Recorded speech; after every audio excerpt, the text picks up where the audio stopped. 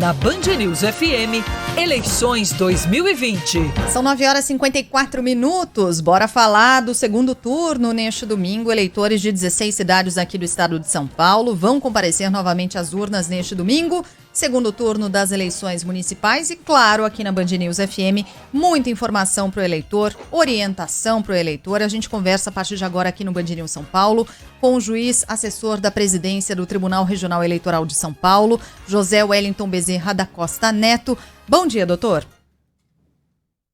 Sheila, bom dia, Ivan. Bom dia. Bom dia a todos os ouvintes da Rádio Band News. Para nós, mais uma vez, uma satisfação. Em nome da Justiça Eleitoral de São Paulo, eu agradeço esse espaço e cumprimento a todos os ouvintes. Vamos lá, doutor. Como é que estão os preparativos aí nessas horas que antecedem a realização do segundo turno e também as principais orientações para o eleitor? Muito bem. As orientações em termos de protocolo sanitário são aquelas mesmas que nós apresentamos para o primeiro turno. E acredito que o eleitorado esteja, a essa altura, até já familiarizado com as regras de segurança sanitária que serão observadas. Então, as recomendações, se puder, leve a sua caneta, vá desacompanhado ao local de votação, salvo se isso for impossível, absolutamente impossível. No local de votação, vai usar o álcool em gel, assinar o caderno de votação, vai às urnas, a urna, vai dar o seu voto e na saída álcool em gel novamente. Sem máscara não haverá acesso ao local de votação, essas regras permanecem as mesmas. Os preparativos estão absolutamente em dia, né? Nessa altura as urnas já estão todas preparadas, lacradas, como deve ser, né? A partir de sábado devem ser levadas aos locais de votação, claro, nas 16 cidades onde há segundo turno, né?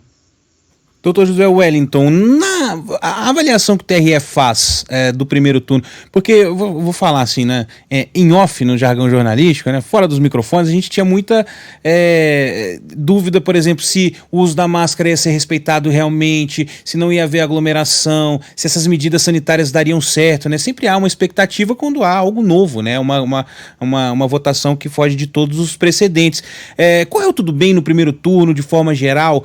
O TRE recebeu sim algumas denúncias, né, de problemas envolvendo essa questão sanitária ou não? Parece que o eleitor realmente se conscientizou aí dessas medidas. Olha, Ivan, felizmente essa sua constatação foi a nossa também. O clima foi de absoluta tranquilidade. Felizmente, o eleitorado de São Paulo foi muito consciente e principalmente muito responsável. Nós não tivemos nenhum incidente envolvendo descumprimento ou resistência às ordens, aos protocolos sanitários. Em todos os locais de votação, o uso da máscara foi respeitado, o uso do álcool em gel, o clima foi de muito equilíbrio, de muita tranquilidade.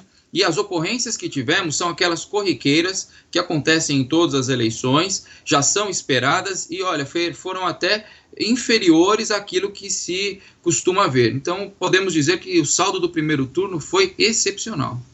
Doutor, ainda em relação ao que houve no primeiro turno, né, e expectativa agora para esse segundo turno, muitos eleitores reclamaram da utilização do e-título, que não conseguiam justificar por lá no dia da eleição. A gente sabe que essa é uma diretriz dada pelo TSE, mas gostaria de ouvi-lo sobre isso. Houve alguma mudança no aplicativo agora para o segundo turno? Tem alguma orientação em especial sobre o uso do e-título? Sim, no primeiro turno, as dificuldades que aconteceram foram decorrentes do exacerbado acesso ao aplicativo. Foram 12 milhões de acessos na véspera e no dia da eleição, que acabou ocasionando um certo gargalo. Para agora, o segundo turno, em razão dessa circunstância, o aplicativo só poderá ser baixado até as 23h59 do sábado, dia 28 de novembro.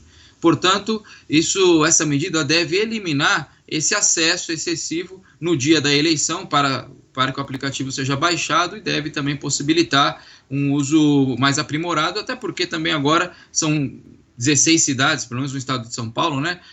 Cerca de 57 no Brasil. Então também a quantidade, o afluxo deve ser muito inferior, até também em razão da própria conformação do segundo turno, né? Uma menor quantidade de eleitores obrigados a votar. E o e-título não poderá ser baixado o aplicativo no próprio domingo, não é, doutor? Tem isso. Até as 23h50, isso, até as 23h59 do sábado 28 de novembro. No domingo não será possível baixar o aplicativo. Então, se você não baixou ainda, faça agora, mais rápido possível, para que no dia você possa justificar. Só lembrando, né, que no domingo justifica pelo e-título quem está fora do seu domicílio eleitoral. O aplicativo tem aquele sistema de georreferenciamento, ele identifica que você está fora do seu domicílio e permite sua justificativa. Se for por qualquer outra razão, faça a partir da segunda-feira, pode fazer pelo site, né, pelo Justifica no site ou pelo próprio e-título, só que nesse caso vai ter de juntar algum documento que comprove a sua impossibilidade de comparecer às urnas. Quem não votou no primeiro turno e não justificou, pode votar no segundo? Sim.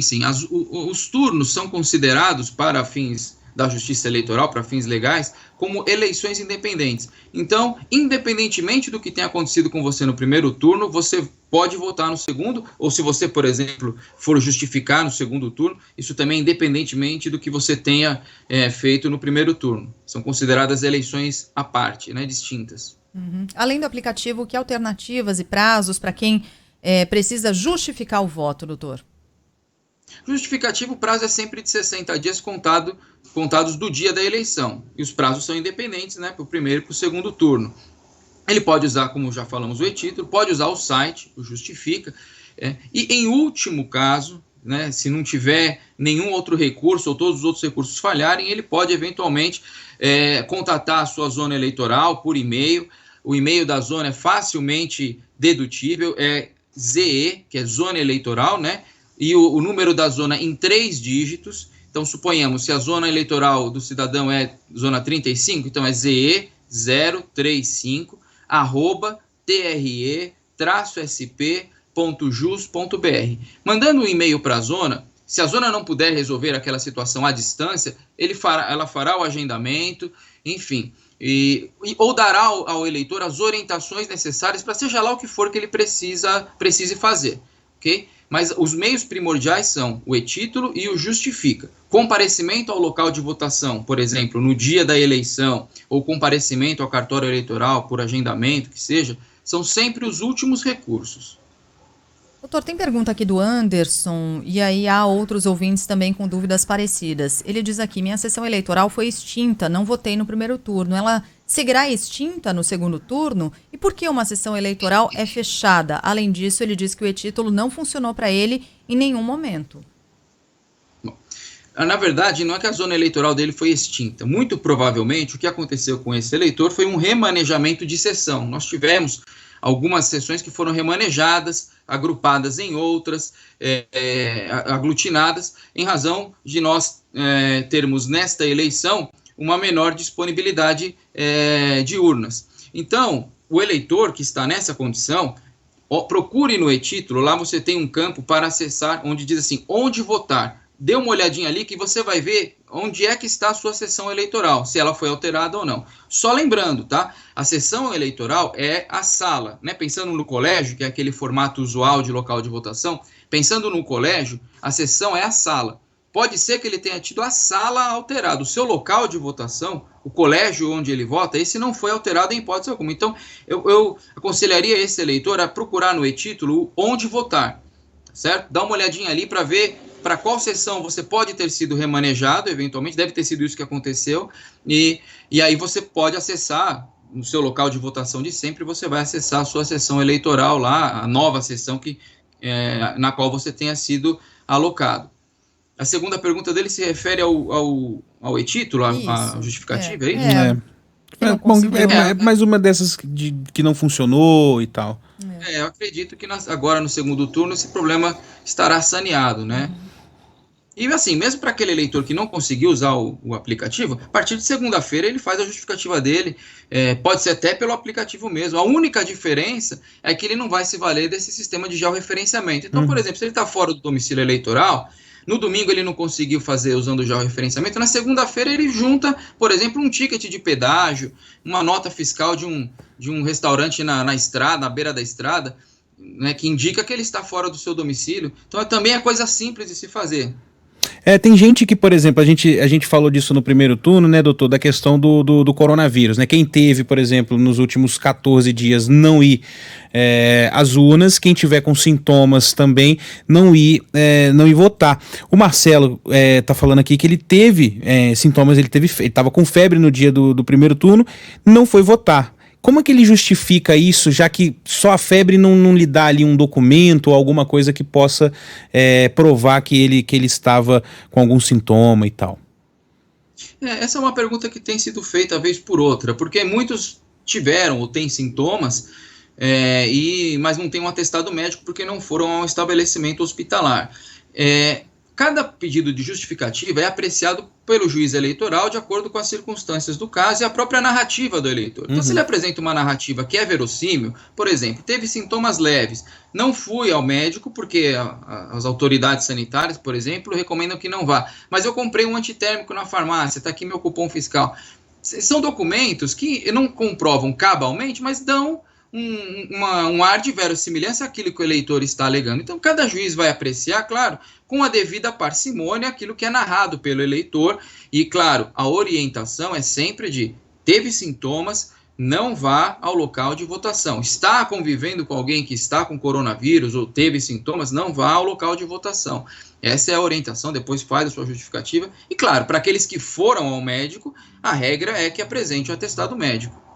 Doutor, rapidinho, não, é porque tem muita gente, depois que a Sheila trouxe aqui o questionamento, falando de mudança, né, de zona, de sessão eleitoral, né, e tem algum lugar que o eleitor consegue verificar rápido, fora o e-título, se a zona dele mudou e tal, porque tem muita gente que foi, pelo que estão escrevendo aqui, foram pegos de surpresa, assim, no primeiro turno. Olha, no próprio local de votação, ele pode procurar um apoio logístico, que são aquelas pessoas que estão fora das salas, mas que estão a serviço da Justiça Eleitoral. Eles estarão com face shield, estão com identificação na camiseta adesivada e tal. Eles são facilmente identificáveis. Em última hipótese, no local de votação, ele pode procurar um apoio logístico que vai identificar qual foi a sua sessão eleitoral, para onde ela foi alterada, tá? Mas a recomendação é que o meio mais prático é o e-título, tá certo? Ou também mandando um e-mail para a sua zona eleitoral, questionando qual é a sua sessão. A zona eleitoral vai responder esse e-mail informando para ele, tá? Mas eu penso que o e-título é a forma mais prática dele verificar, porque ele verifica de pronto isso aí, baixar o aplicativo é coisa muito simples, né? Então, o e-título, eventualmente um e-mail para a zona, e em último caso, vá ao local, procure o apoio logístico, que ele vai te indicar onde é que está a sua sessão eleitoral. Doutor, continua com aquele horário preferencial para idosos, das 7 às 10 da manhã? Sim, continua, das 7 às 10, a preferência para os idosos, não é proibição para os demais, mas a gente apela também para a consciência social de cada um. Sobre a abstenção, no primeiro turno, na capital paulista, a gente teve um recorde, 29% de abstenções, o equivalente a mais de 2,5 milhões de pessoas. Qual a expectativa agora do TRE para o segundo turno? Esse índice deve subir? Nós não costumamos, assim, fazer prognósticos, ou nós colhemos os dados, mas assim, essas avaliações, que muitas são até de cunho até mais sociológico, das razões que podem ter levado o eleitor a se ausentar, a gente acaba trabalhando mais realmente em prover a organização. O que nos parece, entretanto, apesar disso, é que talvez alguns não tenham ido por receio de como seria, se haveria aglomeração, se haveria algum risco, e certamente que a partir dos relatos de como foi o primeiro turno, da tranquilidade que foi o primeiro turno, e considerando que o segundo turno é uma eleição muito menor, né, eu acredito que isso deve encorajar aquele eleitor que não foi por algum tipo de receio a ir a comparecer às urnas no segundo turno, né? Essa é a nossa crença. De qualquer forma, nós estamos prontos, a estrutura está preparada para receber todos os eleitores das cidades onde haverá segundo turno. Doutor, na última vez que o senhor esteve aqui, eu te fiz na última pergunta de $1 milhão, né, sobre quanto tempo teríamos o resultado, e aí teve toda aquela complicação lá envolvendo o TSE, enfim, que agrupou, né, esse ano as informações por lá e tudo, e demorou um pouquinho divulgaram as urnas, né, 0,4, depois ficamos ali 3 horas sem ter nenhum tipo de atualização. Foi um problema, claro, que a gente já sabe, do Tribunal Superior Eleitoral. Então, eu imagino que não haja nenhuma mudança em relação aos procedimentos do TRE para apuração neste domingo, né? Então eu vou fazer a mesma pergunta. Que horas, hein, será que a gente vai ter os resultados, doutor José Wellington? E eu vou ter que te responder da mesma forma. Você tem os parâmetros, agora temos os parâmetros do primeiro turno, temos os parâmetros de 2016, mas brincadeiras à parte, claro que a nossa expectativa agora é a melhor possível, tanto porque houve os ajustes necessários por parte do Tribunal Superior Eleitoral, como porque agora a quantidade de dados que vai trafegar é infinitamente menor. Né? E no fim das contas, a Justiça Eleitoral acaba até pagando um certo preço pela sua transparência. A verdade é que só foi perceptível, né, essa situação porque o eleitor, a sociedade tem condições de acompanhar percentual a percentual o andamento da apuração. E na verdade, o que aconteceu foi um imprevisto, mas que é até pequeno, perto do que de um sistema alternativo ou qualquer outro pensamento. Então, eu acredito que nós teremos agora um sistema muito mais célere, porque os dados, como eu falei, são muito menores, é uma eleição muito menor, né, e os ajustes foram feitos, então a expectativa realmente é que não haja nenhum tipo de imprevisto nesse segundo turno com relação a esse ponto. Não, eu falo, claro, brincando, mas ainda que a gente teve às 11 horas da noite o resultado, mas é rápido, né, minha gente? Ainda assim, você quer saber, ó, o Raio tá com 97%, tá, dos votos apurados. O Raio. É o que a gente... Pois é que a gente acabou, de certa forma, ficando mal acostumado. Sim, né? sim. Mas ainda mesmo, assim mesmo o horário que saiu é rápido, né? Considerando o tamanho do eleitorado, né? Sem dúvida. Nós que somos muito ansiosos, doutor José. Mas agora também não tem os vereadores, não tem... né? Houve aquelas cidades todas em que a situação já foi resolvida, já foi definida no primeiro turno, né? Então volume de informação menor, né? Sobraram 16, né? Pois exato. Mas Muito bem. Nós conversamos aqui na Band News FM com o juiz assessor da presidência do Tribunal Regional Eleitoral de São Paulo, José Wellington Bezerra da Costa Neto. Muito obrigada mais uma vez pela entrevista, doutor. Até uma próxima. Levan, eu que agradeço mais uma vez a recepção aqui, sempre alegre e calorosa. Um abraço a todos vocês. Um excelente dia a todos. Muito obrigado. Bom dia. E, pessoal, tem muita gente ainda mandando pergunta, mandando dúvida. A gente se compromete ao longo do dia, ao longo do sábado também, tentar esclarecendo aos pouquinhos as dúvidas dos nossos ouvintes. E é muito difícil, às vezes são casos muito pontuais. Específicos, que aí né? vale o que disse o doutor José Wellington. Manda lá um e-mail para sua zona eleitoral, né? Tenta conversar.